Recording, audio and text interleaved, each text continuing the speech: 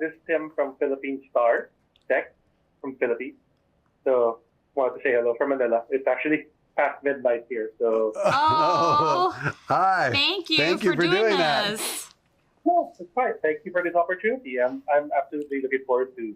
Well, it doesn't show. Yeah. Oh, I see it. Yeah. I got these Marvel Legends a couple of weeks ago, and since before the show arrives and people buy it, I already have it. So- Amazing. Absolutely looking forward to this. Thank you for your time. I'll just ask some general questions. It can be addressed to both of you.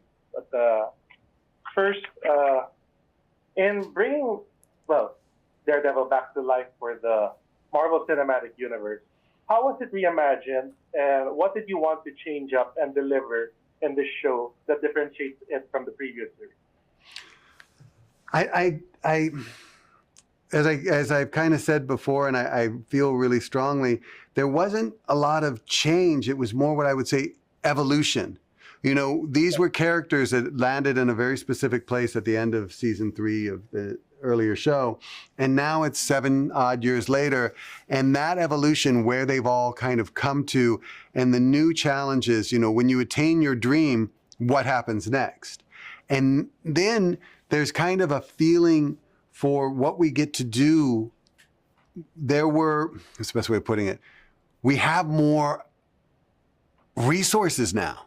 There are things that we could do in television and in streaming that we couldn't do cost-wise with that show. Mm-hmm. We get to do bigger, crazier, more involved action sequences, and we get to tell a wider ranging story simply just because of the way the business has evolved.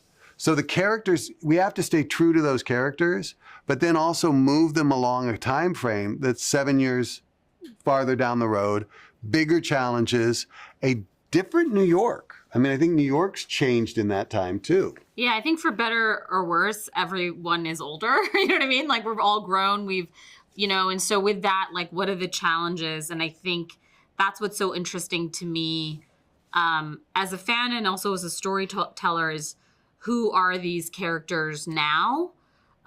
So I would never say that it's different. It's just moving forward in a very specific way to the time that we're in. And I loved everything about the previous iteration of the show and how, like, it was the first of so many, right, for that old show. And I think this is sort of an expansion of that also addresses the challenges of the weight of their past, who they were in comparison to who they are now. I think that is an interesting thing for us to study, both obviously, from the perspective of fans, but also the perspective of just looking at these characters for who they are. And that, I mean, there's actually a specific answer to your question that I just kind of thought of in a way.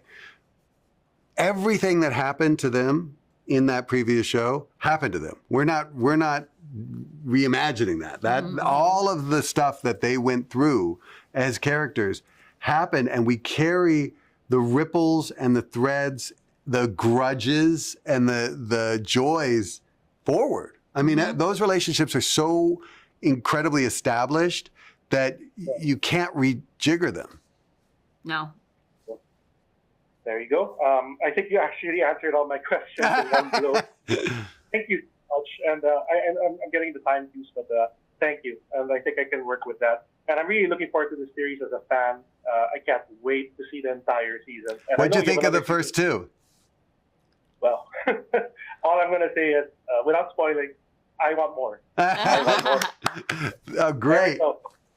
Thank you, Dario. Thank you, Sana. Thank you. Looking forward. Thank you.